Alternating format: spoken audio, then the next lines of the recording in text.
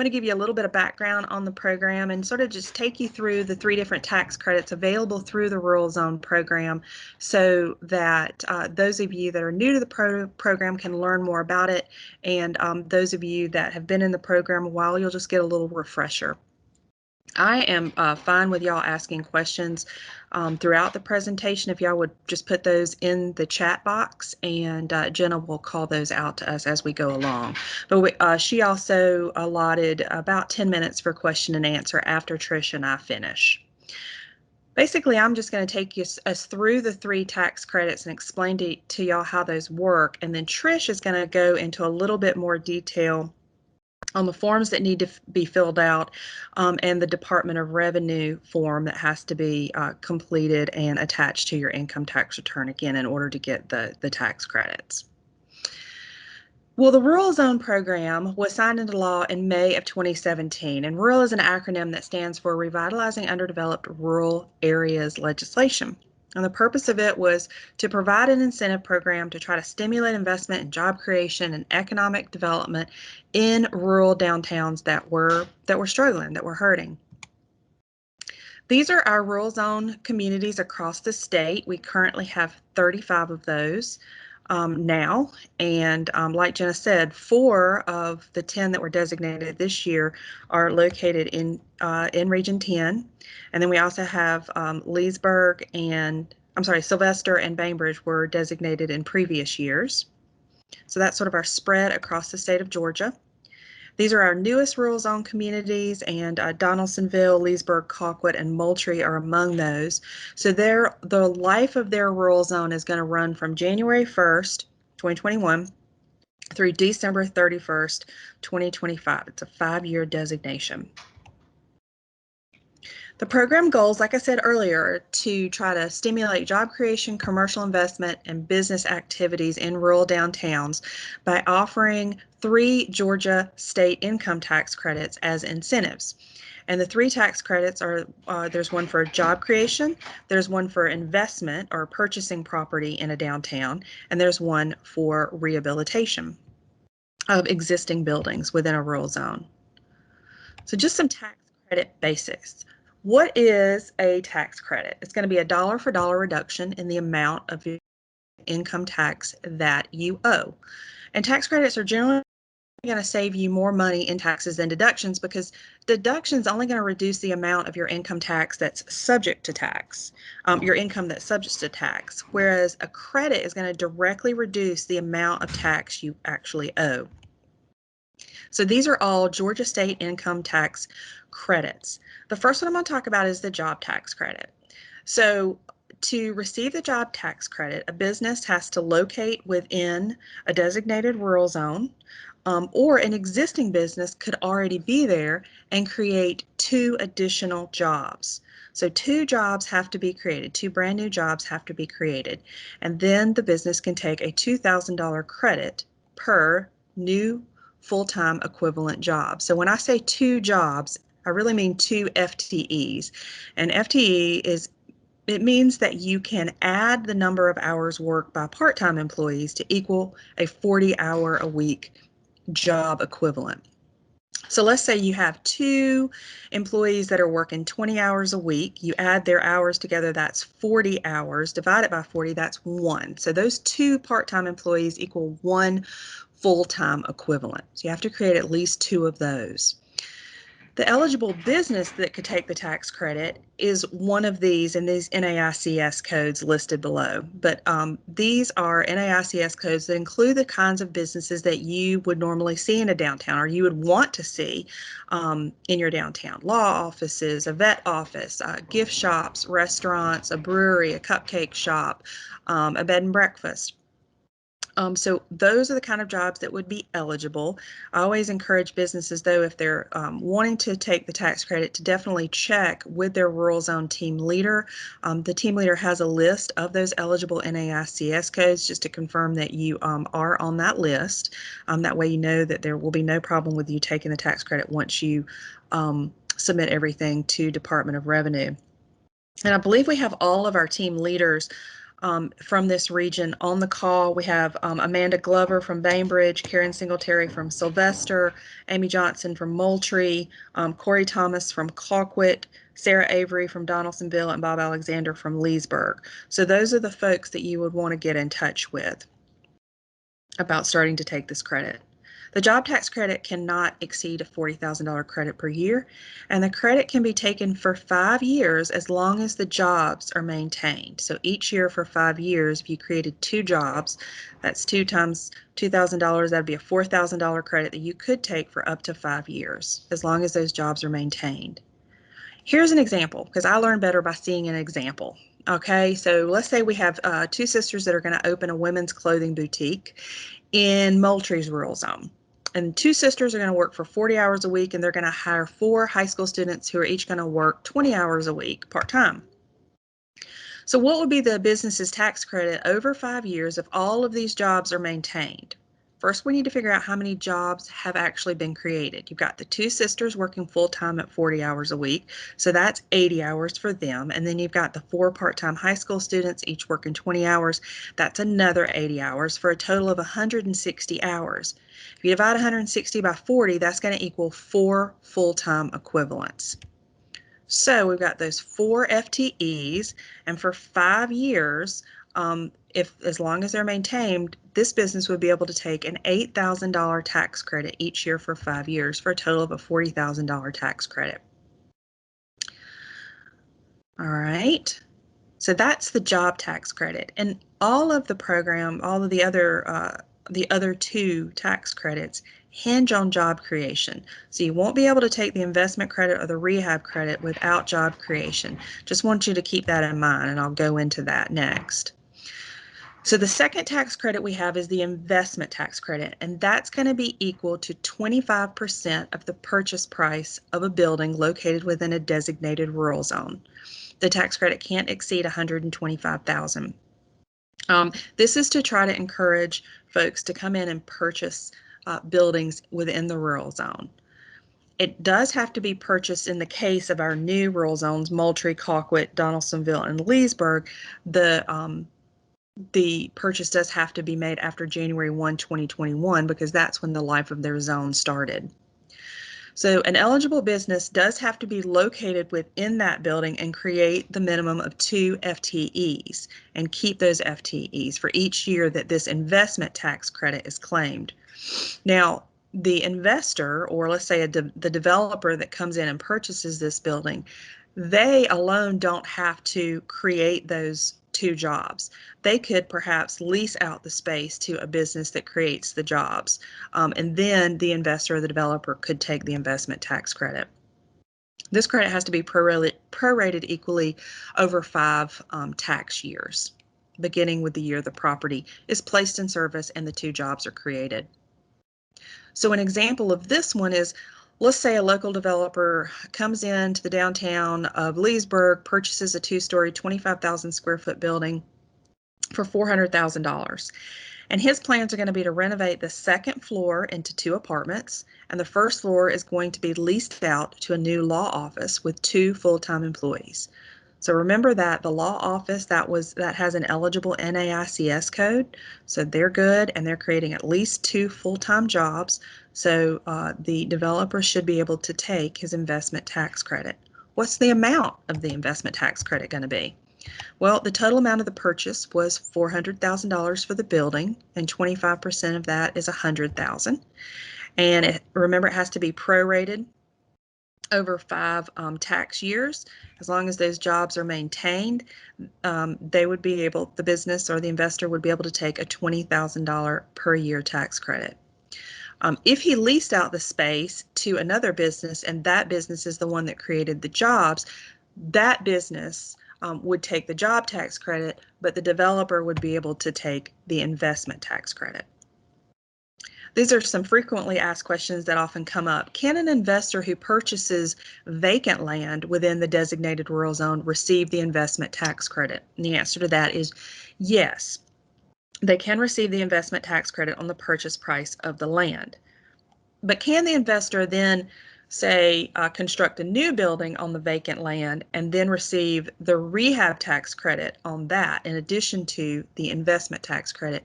The answer to that is no, because the rehab tax credit has to be money spent on an existing building, not on a new building. So going into the rehab tax credit, this is going to be equal to 30% of qualified rehab costs of an existing building in a designated rural zone. It is not to exceed $150,000. In this case, qualified rehab costs are defined as labor and material costs. This credit is going to be prorated equally over 3 tax years. And the taxpayer is not able to use the same qualified rehab cost to generate any other additional state income tax credits. And what's often the case is people are looking at either taking the rural zone rehab tax credit or the Historic Preservation Division state income tax credit for rehabbed historic property. You have to choose one or the other because you can't basically double dip on these costs. Also, something to keep in mind when you're rehabbing the historic buildings in downtown designated rural zones, you have to follow our 10 standards. And again, the rural zone team leaders have copies of those standards that they can share with you. If the property is located within a designated historic district where a Historic Preservation Commission reviews any changes to the exterior of those buildings, and in order to be able to move forward with the rehab, the business or the developer has to have a certificate of appropriateness. That COA has to be issued by the Historic Preservation Commission. In those cases where the HPC is reviewing changes, we will accept that COA as to say that you have followed the rehab standards. But if your rural zone is located in an area that is not designated as a local historic district, then you would need to make sure that the project complies with our 10 standards. And if you have any questions, you can always run the proposed changes by us, and we can tell you whether or not it meets the standards. So an example of the rehab tax credit in action. So back to that same project in Leesburg. So this time that developer is going to spend $150 on the second floor for the 2 apartments and $150 on the first floor for that new law office space. What is the amount of the rehab tax credit? Well, total rehab costs for first and second floor are $300,000, and 30% of that is $90,000.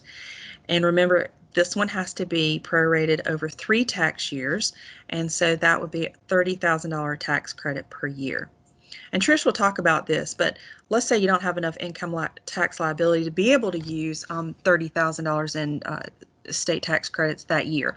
You can carry forward that credit up to 10 years. Another frequently asked question, can those 3 rural zone tax credits be combined? And the answer is yes. And here's an example of this down in y'all's region. Southern Philosophy Brewing Company in Bainbridge is an example of using all 3 of the tax credits. This was a project where they purchased the building and rehabbed the building and created a brewery in the building and several jobs, and it's a very successful brewery. Amanda may talk about this a little bit later. But here's the breakdown of their rural zone tax credits. As I said, they were able to use each one. They created 3 FTE jobs times 2,000, so that's a $6,000 credit per year for the jobs. The price of the building was $41,000, so they can take 25% of that as the investment credit. So that's $10,250 prorated over 5 tax years. The rehab credit, they spent about $70,000 on renovation costs. So 30% of that is $20,910, and that rehab credit's prorated over 3 tax years. So in their first year, their tax credits could equal about $15,000, and then the total tax credits that can be earned after 5 years will be $61,160. So a great little project down in Bainbridge that used all 3.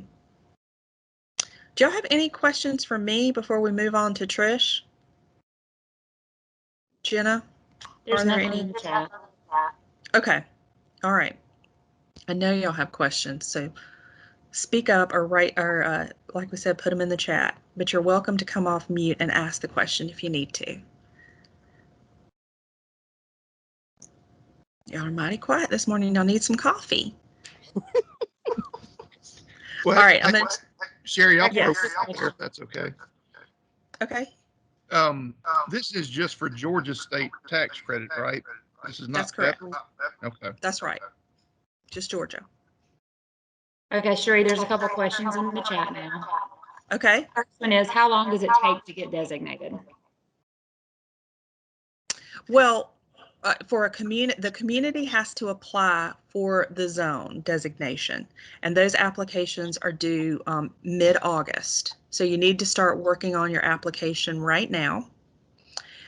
So if this is from a community like, I think you said like Camilla and maybe Pelham are on the This is one of our this webinar. partners from Georgia EMC asking the question. Oh, okay. Yeah. So those applications are due in August, and I do have on DCA's YouTube channel, I have a recording of a webinar I did last year walking through the whole application process. So that's online for people to look at. Okay, the next question is, what are the 10 standards outside of the historic area?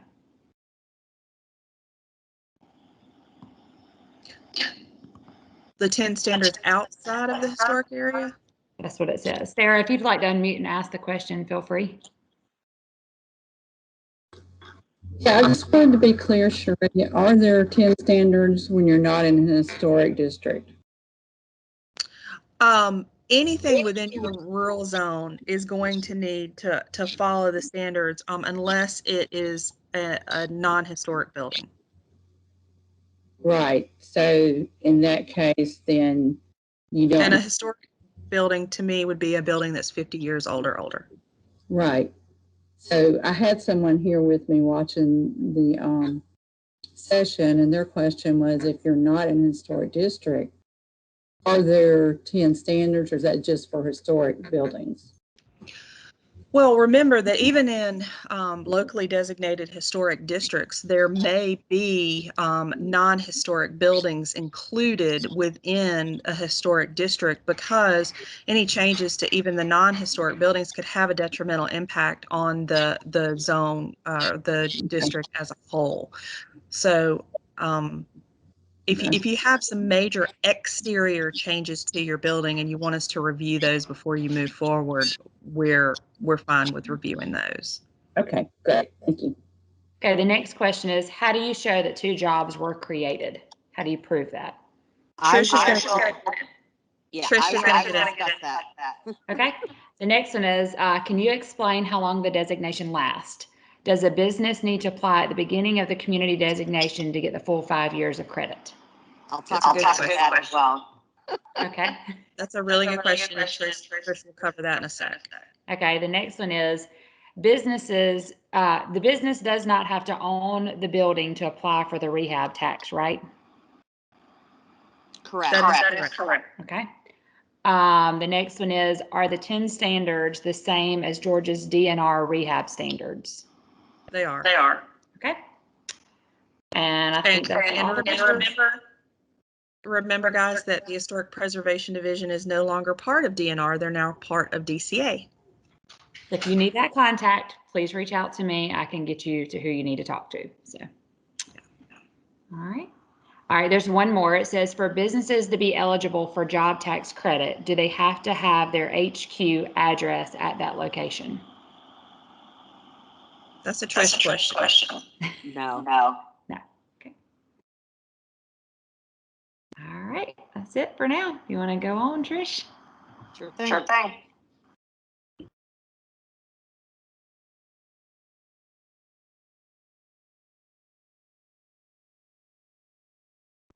Okay, my name is Trish DePadro. I am still a CPA. I just don't do taxes anymore. So I've held my license. Not that that means anything, but okay. This is a look at the Rural Zone Tax Credit Certification Form. So this is the form that gets filled out prior to you filling out an additional DOR form on your tax return. And this will be in the packet that's emailed to you, so I know it's probably a little small, so you can advance. Okay, so before claiming the rural zone tax credit, like I said, you've got to have this form filled out, and it is attached to your tax return in addition to the DOR form. What this merely states is that, listen, DOR, we are in the rural zone. We followed all of the local ordinances and licensing laws, and this is DCA has acknowledged that we are okay to take this credit.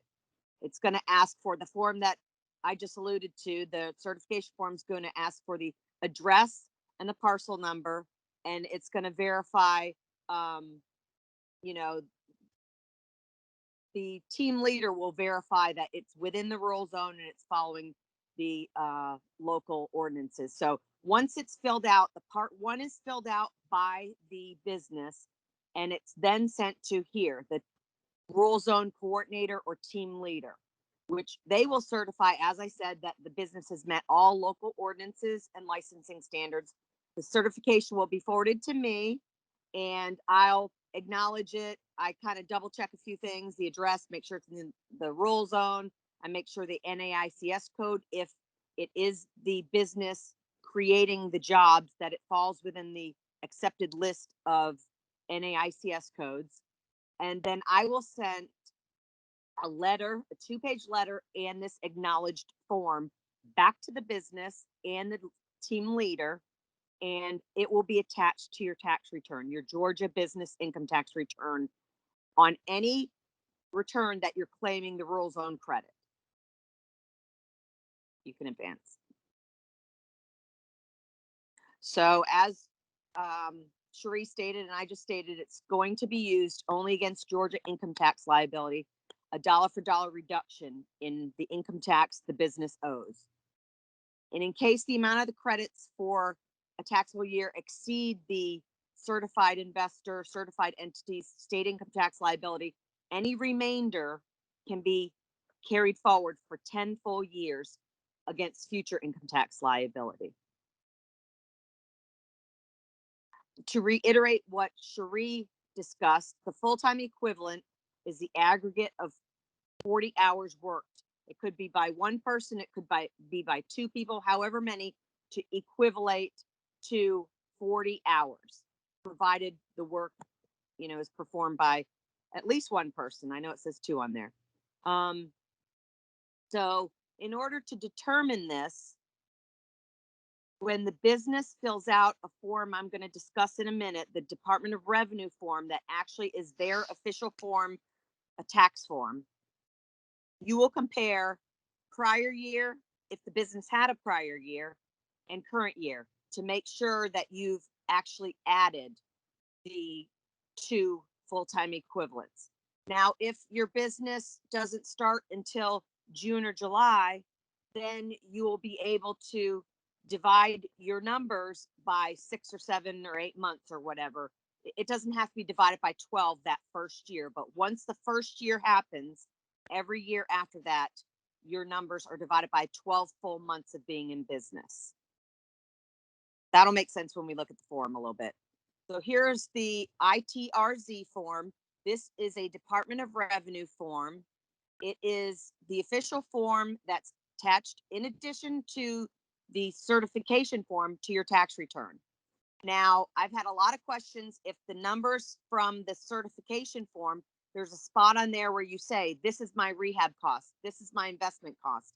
If those numbers are different on this ITRZ, that's okay. Maybe you filled out the certification form prior to having all of your numbers pulled together, or another cost came up, once you went through the receipts, getting your tax stuff ready. So that's okay. What is Bible is what is going to be on this ITRZ form. The certification, as I said, merely lets the Department of Revenue know that you've gone through all the proper channels and you can file this ITRZ form. So it's also probably small on your screen, so this will be in the handout as well, but each credit you're taking fills out a different section of this form.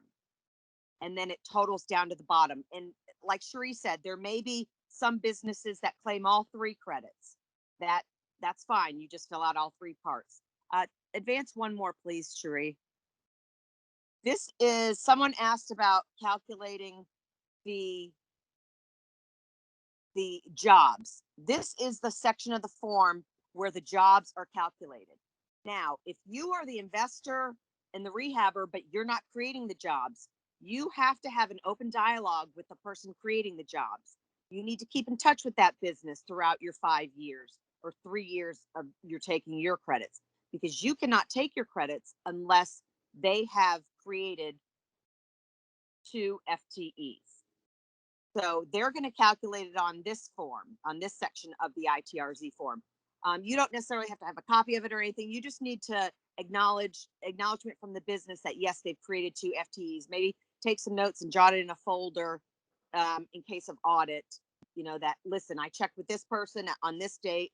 They said they had created the 2 FTEs. Okay, you can go on. Go ahead. And there's the summary as I stated. Go ahead.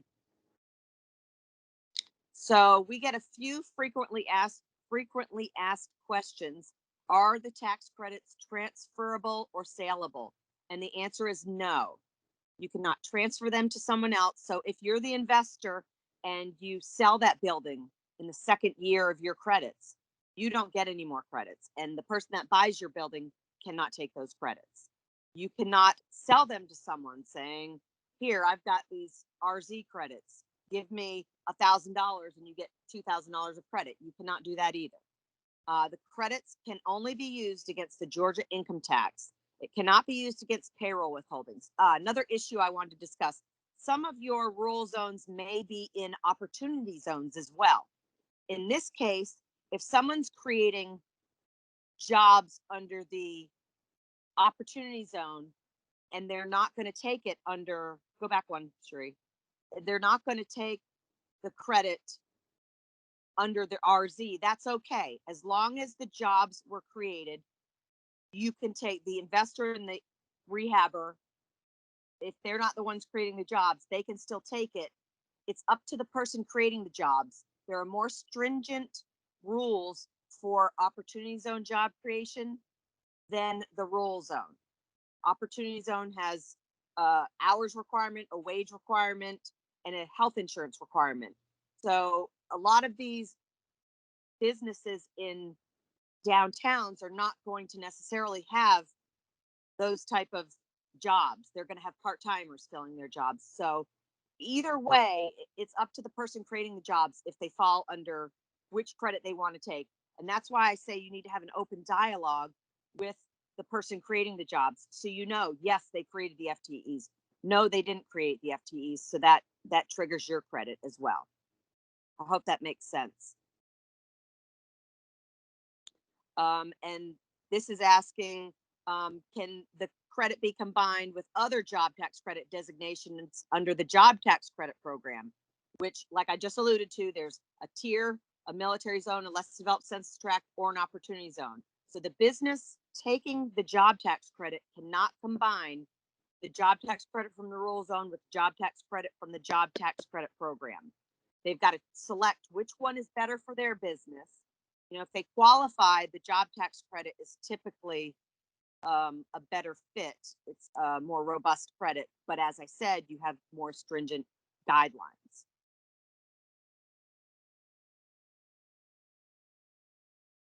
So, this is the other thing, yes, I wanted to bring up. If there are 2 businesses located within the investor property and one of the businesses employs 1 FTE and the other business employs an FTE, can the investor take the investment and or rehab tax credit? And the answer is yes. Since 2 FTEs were created within the building, they can take their credit. That triggers their credit. However, the person with the jobs created, neither of them get to take the job tax credit under the rural zone because they haven't created 2 FTEs. So in creating 1, they've triggered the investment or rehab credit for the investor or the rehabber, but they've not triggered a credit for themselves until they get up to 2 FTEs. And sorry, I already answered this one. If the owner sells the property, would they be penalized for previous tax credits used? Oh, I didn't answer this.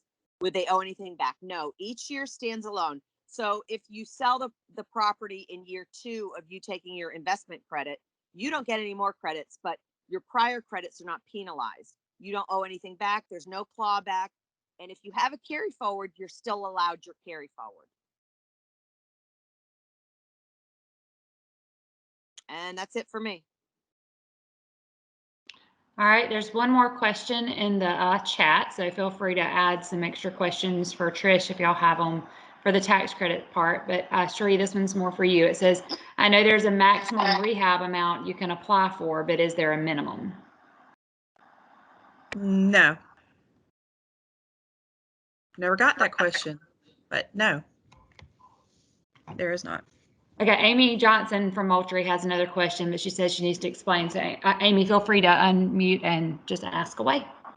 Hey, okay, Hey. so if we have a project that the DDA has a lease with the new property owner or the developer, the property owner or the developer will end up owning the building in 10 years. And basically it's his building. He has started renovations before January 1. So can he start January 1 and keep up with the materials and labor for that project, or is it totally washed out since he started last year? No, he can count all the labor and material costs that he's starting to accrue as of January 1 of 2021. Okay. And take the rehab tax credit on that amount. Thank you. Make sure he keeps receipts and stuff too in a folder. I'm always worried about DOR, Auditing. And Yeah. so I always say keep everything in a folder so that you can just refer to it and tell them, so you can have dates on those receipts is really what I'm saying. Perfect. Thank you. You're welcome. Right, because when you submit your ITRZ, you do not have to submit all the receipts and everything to DOR, but if you are audited, you will need to come up with those. You'll need to keep them. Okay. Gotcha. Any other questions? I wanted to add, say you're checking in and checking if the businesses have created their FTEs. You want to kind of do that towards the end of the year or the beginning of the next year so that they've made their calculation, their preliminary calculation, or their CPA has, and determined that, yes, they've created the 2 FTEs. That's just so key is creating the FTEs. I just want everything in order for you guys, to be able to use that. Any other questions, Jenna? No more in the chat. Okay. If something comes up, you can always ask us, but I'm going to move forward with the downtown. Mitch Willis from Sylvester has one. Mitch, feel free to unmute and ask away. Hey, can y'all hear me? Yes. So if a company moves into the rural zone, they're outside the rural zone, would that be considered creating new jobs inside the rural zone? No, it has to be new jobs to that business. Okay. Because keep in mind, when they fill out their form, their ITRZ form, they're going to have to compare with prior year with current year. And they're going to show that they already had a couple of jobs. And when they make their calculation for the current year, they may have the same job. So they're going to have 0 as the added jobs. So it won't even, the math won't work out for them. Okay. Thank you. You're welcome.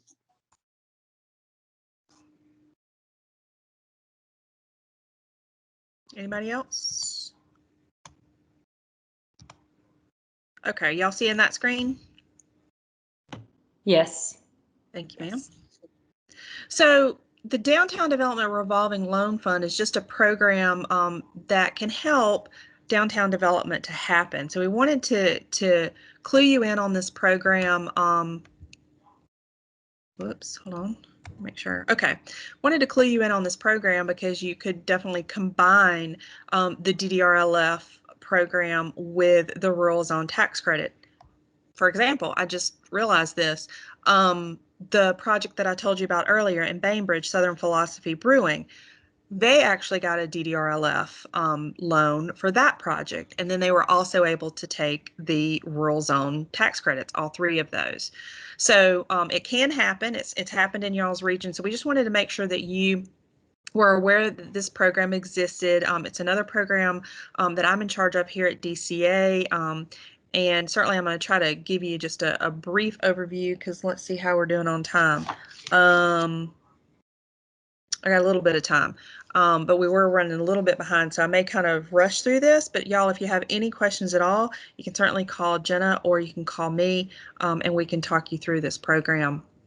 Particularly if you have a project in mind, Jenna can help you through that. She is responsible for doing the initial project assessments, the IPA, so she can come out and walk a potential business owner through the process along with the DDA. The purpose of this program is to help local governments and downtown development authorities with revitalizing, again, rural areas that are in need of revitalization, in need of, blight removal, job creation, those kind of things. This is a gap financing program, and gap means that you wouldn't come to this program first, but let's say you had a project in mind, and as the business owner, you went to the bank and they were unwilling for whatever reason to loan you the full amount. So there's a gap in your financing. That would be when you would want to approach Jenna or your DDA to talk about the possibility of applying for this program. The project building needs to be located within the core historic commercial district of a downtown and adjacent historic neighborhoods where the residential properties, those residential properties that are right on the edge of downtowns, oftentimes those have been rezoned commercial, and they're doctor's offices and law offices and spas or a bookshop, something like that. That's what we mean by adjacent historic neighborhoods. I don't mean an adjacent historic neighborhood that's 3 miles down the road from your downtown, but right on the edge of your downtown is what I'm referring to. So that the location has to be in the historic downtown core, and then those municipalities and counties below 100,000 in population are eligible. The kinds of activities that we typically do are land acquisition, building acquisition, so a building, a historic building in a downtown, new construction, maybe on that vacant land you have new infill construction, renovation of an existing building, or a combination of any of these. And more often than not, we see coming in on our applications the combination of the acquisition of a historic building and then the renovation of that historic building. So they're asking us for acquisition money and renovation funds. We're not able to participate in projects that are asking us for, working capital to keep their business running, operating expenses. The refinancing of a permanent loan that's already in place, we cannot do that just because you might like to have our lower interest rate. Administration of a project, or for, say, a local downtown development authority to apply for our money to then set up a local revolving loan fund that they can then manage. Those are ineligible activities.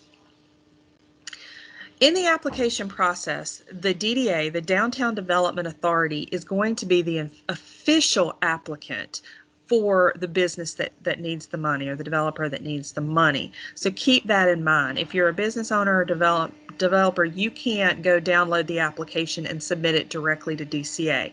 It has to go through the DDA, and the application has to be signed by the chairman of the DDA. So they have got to be on board from the beginning. They're the official applicant because technically we can't give state funds directly to a private business. So in a sense, the Development Authority is the conduit through which those funds get from us down to the local business.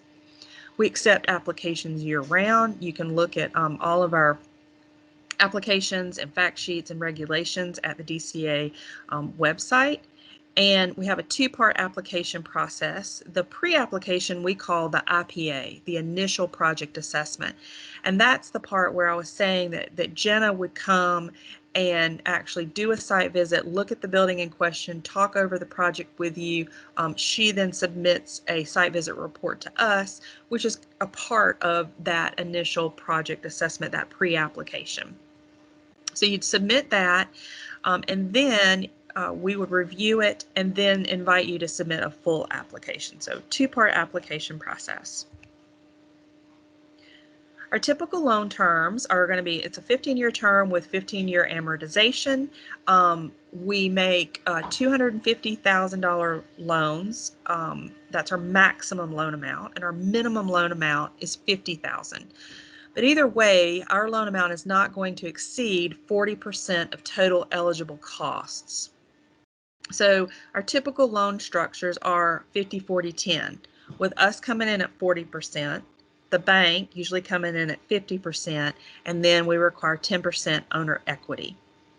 We don't have any application fees or loan origination fees, and our interest rate is below market at 3%. But if you are a Main Street community in good standing, you can get the 2% interest rate. If you're putting together a successful application, I think I've already said you've got to have a project that is going to be fully supported by the DDA. That's going to show us that the community does support the project and that it's one that's going to lead to downtown revitalization. We want to see that the project fits in with the community's plans for downtown revitalization. That might be within the community's comprehensive plan, some of the action items for the downtown area, or it might be the DDA or the Main Street's strategic downtown plan. We want to see that the project fits in with those goals that are outlined in that plan. We want to see that the project's going to have a positive impact on downtown. We want to see that jobs are going to be created. A building that maybe has sat vacant is now going to have a business in it.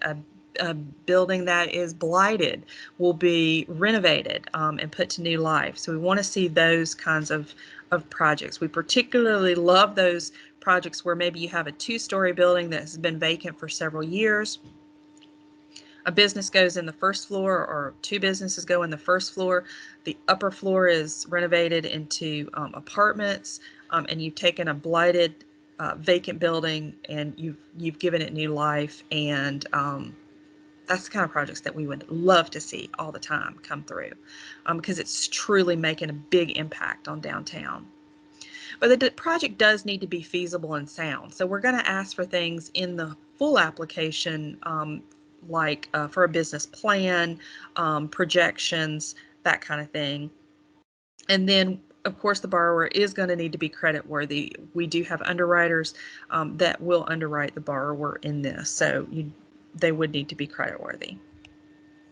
I want to give you a couple of examples of this. And this one is in Thomasville, Grassroots Coffee Company. This is a coffee company you see on the left. This is where they started. It was a one-story building, and they realized they were being very successful and needed a bigger space. So they wound up moving into this space and applied to us for acquisition and renovation money for this building so that they could expand their coffee shop on the first floor and also have a coffee roasting company.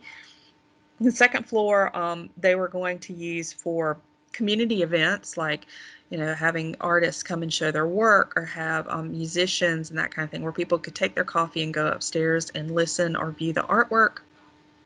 And same with the third floor.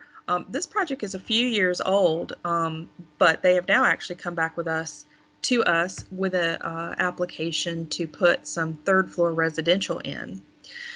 But when they came to us several years ago, this is basically their source and use. This is how the financing worked out.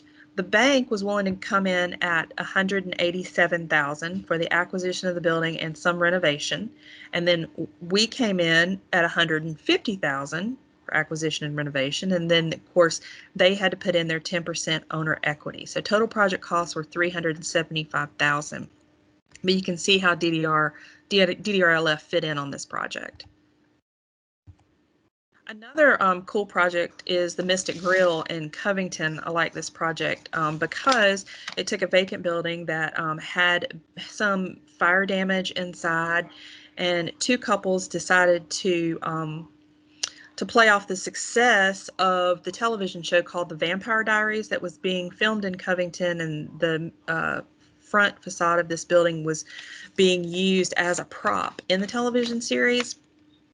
So they applied to DDRLF and the Georgia Cities Foundation, which is our sister agency. Our DCA staff does the underwriting for GCF, but it is another program, and you would have to submit a separate application. But for these larger projects like this one, that's 1.8 million total for renovations and acquisition, you might need both DDRLF and GCF. So we both came in at 250,000. The local bank came in at 845,000, and then owner equity of 450,000 to make this restaurant project happen. The restaurant is beautiful, and the bar area that was created is identical to the one in the Vampire Diaries television show. There's also a rooftop bar that overlooks the historic downtown Courthouse Square. And then another source of revenue they have is this gift shop / museum down in the basement of the building. You can buy Vampire Diaries memorabilia and merchandise, as well as other TV shows that are filmed in Covington, like Legacy, Sweet Magnolias, and the originals. Total 40 jobs were created here. A vacant building was returned to new use, and you can see it's very successful. And they often say that the renovation of this building really spurred the renovation of other buildings and the addition of a lot more restaurants in downtown Covington there on the Courthouse Square. So great catalyst project. So that's all I have for DDRLF. Do y'all have any questions?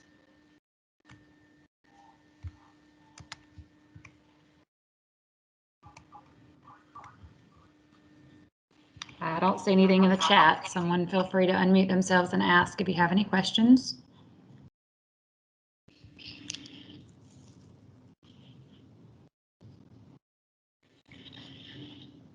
Nobody? All right. If there's no questions, I'm going to hand it over to Amanda Glover now, who is the Downtown Development Authority Manager, as well as the Main Street Manager for the City of Bainbridge.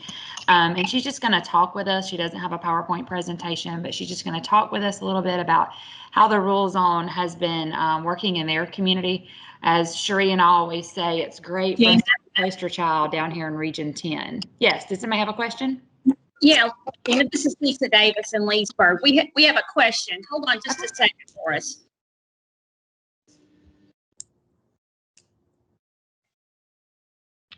Randy, you want to come ask?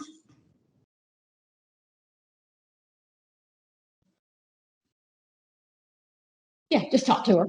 A question about the 5-year designation. If one business leaves business within the footprint and another one moves in, say in year 4, does that business get their employee tax credits for their 5 years? Yes, they would. So let's say the building is purchased in year 4 of Leesburg's Rural Zone Life.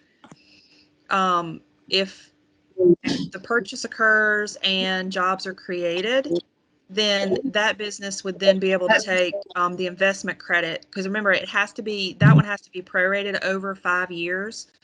So even though the designation, the Leesburg Rural Zone designation would end, that a business would be able to take his full tax credit for the full 5 years of that prorated investment tax credit.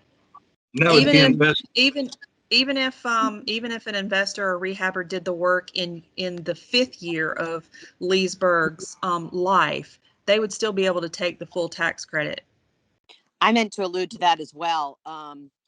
Even if you create, it takes a minute to set up the purchase of a building and to rehab it. It's not going to be a month into the designation that jobs are created to be able to trigger the rest of the credits. So, it does take a minute, but if someone, even like Sheree said, they come in year 5, they still get their full amount of credit, job wise and otherwise. Thank you. You're welcome. All right, if there's no other questions, I will now hand it over to Amanda Glover with the City of Bainbridge. Amanda? Hey, everybody. Hope everybody's doing well.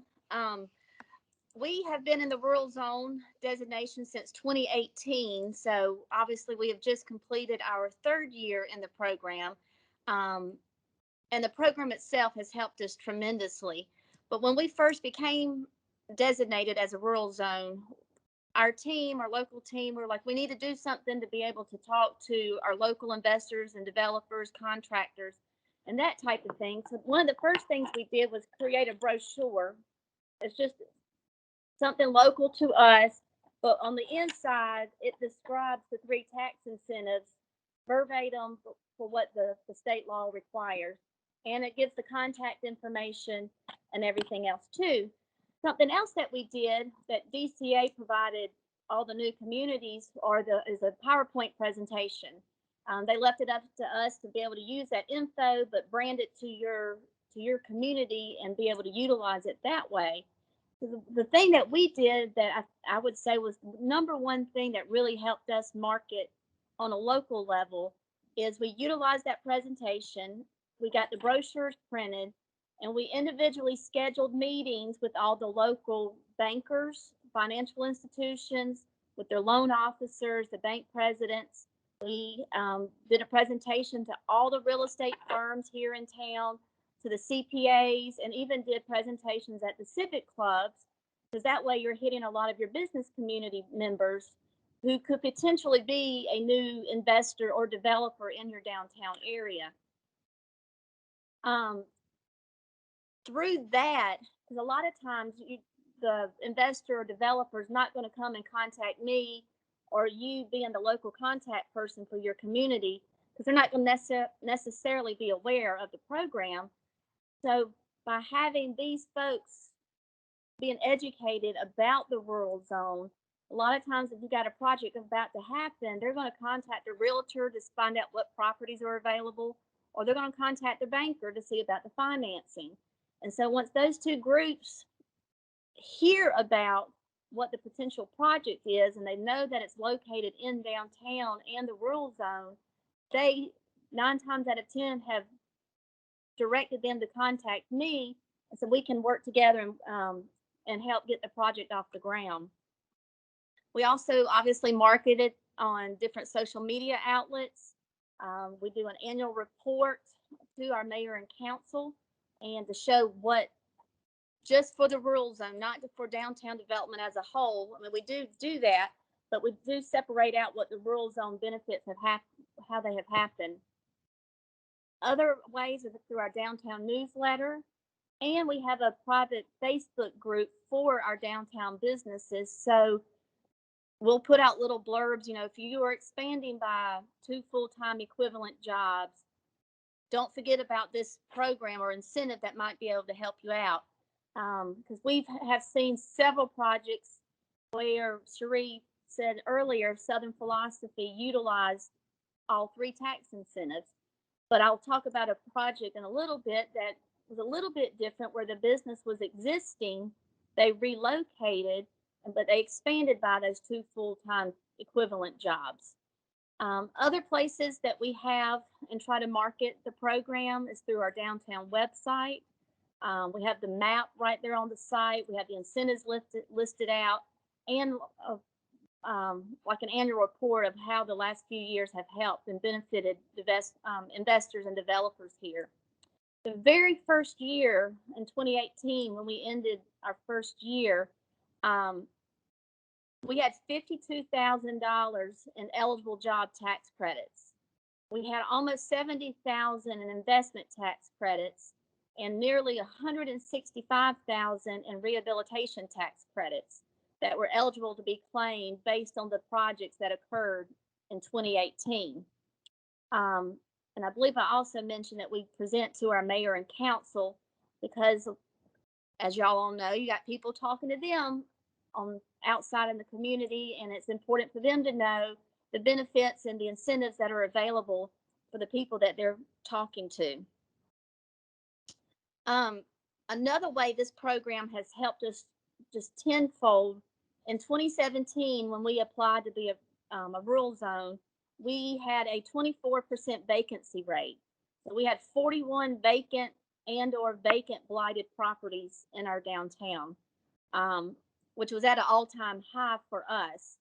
And so by the end of 2020 last year, we have reduced that down to 15 vacant or blighted properties and reduced our vacancy rate from a 24% down to 9%. Woohoo! Woohoo!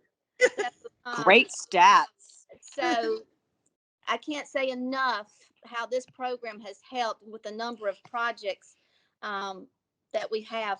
And it's helped me. I created this little spreadsheet, and anything that I'm showing, I can share with you guys. But I just got it broken down by year, what the investment was, the number of jobs, and what the project was. That way I can able to see on a broad view of the number of projects that have taken place within the rural zone. So with the spreadsheet, in the last 3 years, we've created 25 jobs, which is, I'm sorry, 25 new businesses, I'll take that back, which has created about 130 jobs in our district. So it's huge. Our town square, for those of you that know Bainbridge, we have 1 vacancy on our town square, and we haven't had that in many years. And through the last 3 years, over $810,000 have been eligible to be claimed through all the combination of the 3 tax incentives. So one of the things I wanted to show y'all about, and in 2021, we have a lot more, we have I think 4 or 5 more projects that are going to be, that will turn in for the end of this year for the tax credits. But one of them, let me take my phone, I'm going to show y'all. Let's see. This is the Eagle Saloon. Can y'all see it? For some reason, it's a little blurry. I know. For I was me. trying to see. Anyway, let's see. Maybe I'm too close. Yeah, we can see it now. Yeah, get close. Yeah. How Get about close. that? So this is on the corner of Broad and Water Street. It's the old Wynn department store.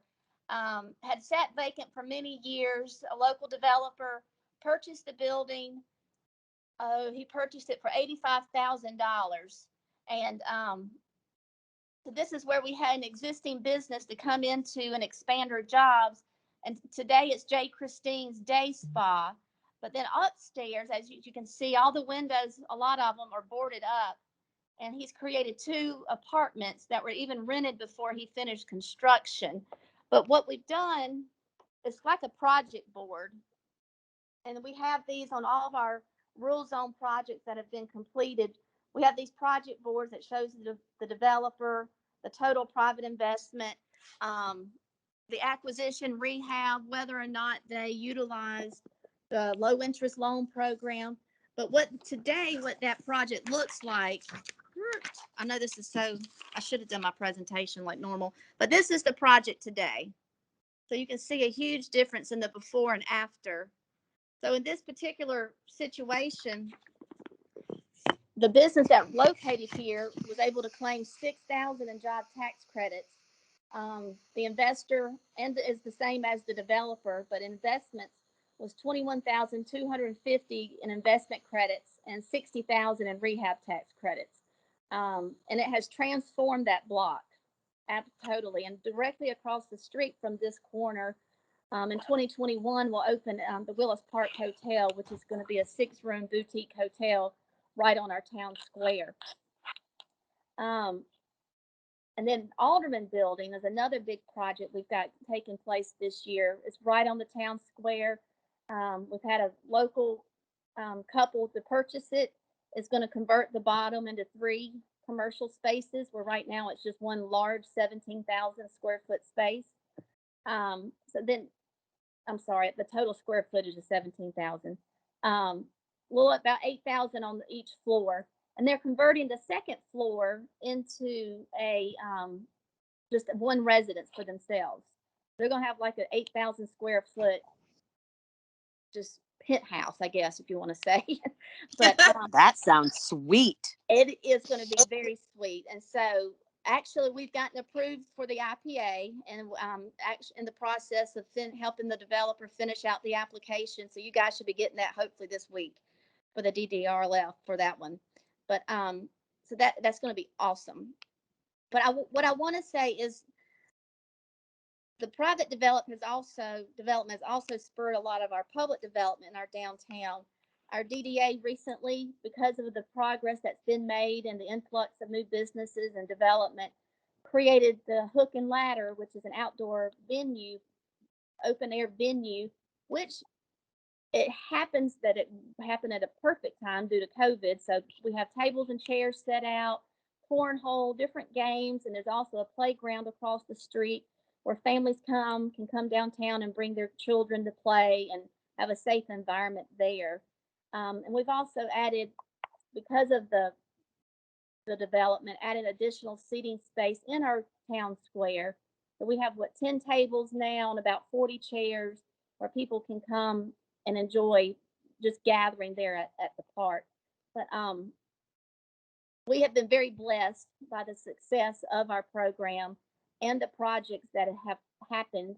One of them being a fitness boutique type studio. State Farm Insurance relocated.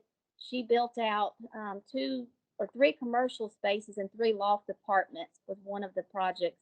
And another project was where a developer purchased a building from our Downtown Development Authority and relocated her retail boutique and expanded her job base, but also created an apartment upstairs. So our residential units, just in last year, we were able to add 6 more units to our inventory downtown. But that was very quick in a nutshell, a lot of what we have done to try to make our rural zone successful, and just keeping the line of communication open with the bankers, our real estate agents, and having a good rapport with them so we can communicate and try to get a project off the ground.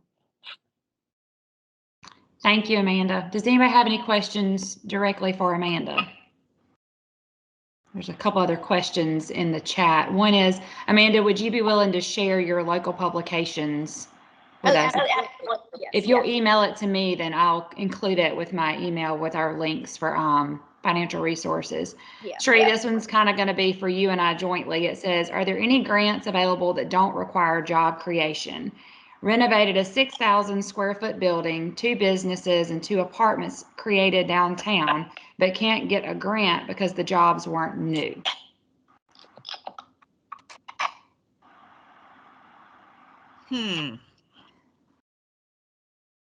Well, I will say this from the very beginning. There aren't going to be any grants that are going to be directly given to a local business. The only way that DCA does a true grant where there's not a repayment is infrastructure type. So it's public infrastructure, has to have public benefits. So laying of water and sewer lines, creating an industrial park, things like that. So there's not going to be necessarily a grant to do that, but there are low interest loan programs for those type things. But most of the time with our low interest loan programs, there does need to be a job creation factor for those. But the whole point of those is you've got to connect with your Downtown Development Authority or your Industrial Development Authority early before you begin work on the project. Because once you start moving dirt or moving things around or start with your financing, we can no longer participate. Sometimes Georgia City's foundation can do that, but you need to connect with your DDA so they can connect with me so we can start the process early. And then it also says, I guess I meant tax credits or anything useful. So Yeah. Sheree, you can add to that, whatever you would like. Trisha, I don't know enough about less developed census tracts. What would be the benefit of a less developed census tract? Because Sylvester is in a less developed census tract. Would that help, Mr. Willis? City is?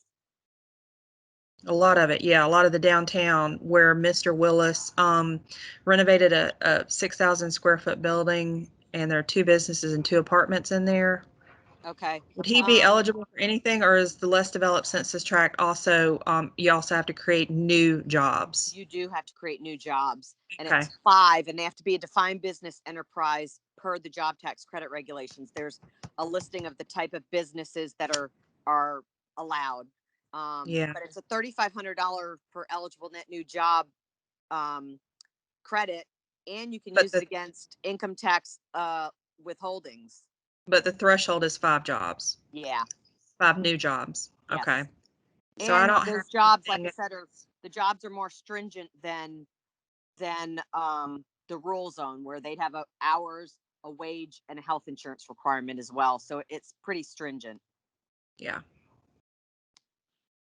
Okay. Okay, Cherie, there's one more question. It says, can you provide more information about who should serve on the core teams? This is one of our EMC partners asking that question. Yeah. So I think what we recommend, when I do my application writing workshop, and we may even have it on our application, but we would love to see somebody on your core rural zone team that has promotions experience. So sometimes that's maybe somebody with the newspaper, or that's maybe somebody with the chamber. Definitely, and this has come up before, where a community is applying for rural zone designation and doesn't include the DDA or the Main Street on their application. That's crazy, because those are the people that are, walking the streets and working with the businesses, and should be the people that are out there promoting the rural zone program. So definitely make sure that anybody involved with downtown economic development and revitalization, they should be on that core team. We also have folks that have CPAs on the core team, bankers, definitely real estate folks. The folks that are showing real estate in downtown would be excellent to be on your core team. Can you think of anybody else, Amanda, that would be a good candidate? And you're muted. Would be a good candidate for serving on the rural zone team? We also included our industrial development authority director, because you never know what industries may land or what potential could development could spur off from that new industry, if somebody wanting to create a new business or purchase buildings. And we had that happen with Taurus when they landed here. A guy with Taurus purchased a building downtown, and so we're just kind of waiting to see how he's going to develop that. Good suggestion. Does that help, Jenny? Yes, thank you so much. Well, if I'm gonna give a minute or two for any other questions. You may like to unmute themselves and ask for Amanda, Cherie, Trish, myself. Feel free. On the Georgia Main Street Facebook page, I saw where another community, I think Cherie may have shared it, had signage made and put into the vacant buildings. As Main Streeters, you see the signs that say, this building's not vacant, it's full of opportunities. But what they had also done was talked about how that building was eligible for the rural zone tax credits, and had a contact and info and websites. I mean, I think that's another way to help market potential buildings in your downtown areas. Thanks for sharing that, Amanda. That is a great idea. Well, if there's no other questions, I just want to thank everybody for participating. I thank Amanda, Cherie, and Trish for all of their expertise. It's so great to be able to do this virtually. This is something I've gone and done a couple of times in different communities, but with COVID and the meeting restrictions, it's nice to be able to do this virtually, and I appreciate y'all's attendance. If y'all have any questions, feel free to reach out to me. You've got my email address. Like I said, you'll receive an email this afternoon with a copy of the PowerPoint presentations from today. The one with the YouTube channel and the additional links for the financial resources will come out end of this week, early next week. As soon as that's uploaded to YouTube, I'll provide you that link. And as always, I'm here for technical assistance. If you want to learn more about financing opportunities or the rural zone, feel free to reach out. I'm just an email or a phone call away. So thank y'all so much. Thank you. Bye. Bye.